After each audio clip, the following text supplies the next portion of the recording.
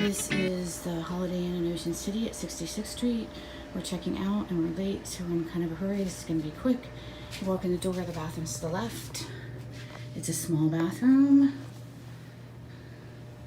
As you can see, it has this weird phone in here, which is just bizarre.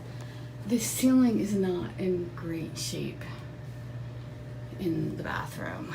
When you walk out of the bathroom, it's the door to the unit. Small kitchenette with cabinet, sink, mini stove, dishwasher, microwave, a small refrigerator but bigger than a mini. There's a little table over here. There's a thermostat with 2 stools, a Keurig.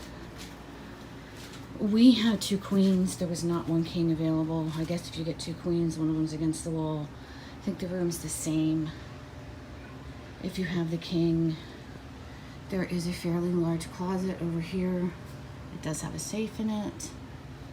If you go farther into the room, another mirror, 2 nice sized dressers, which was cool. There is a door here to an adjoining room.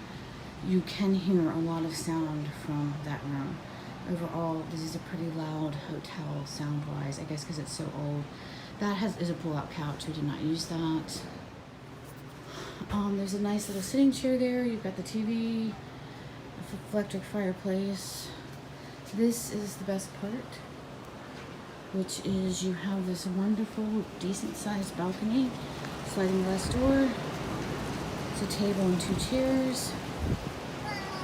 And then you have this, the ocean's really weird and foggy today. Not sure why. But you have this absolutely incredible view of the ocean. They have a small pool. It's kind of small for the size of this hotel. You can see that part of the building over there. We're on the 7th floor. There's 8 floors. I do think they should get a bigger pool and get rid of this tennis court. I have not seen anyone use the tennis court. We are here in May.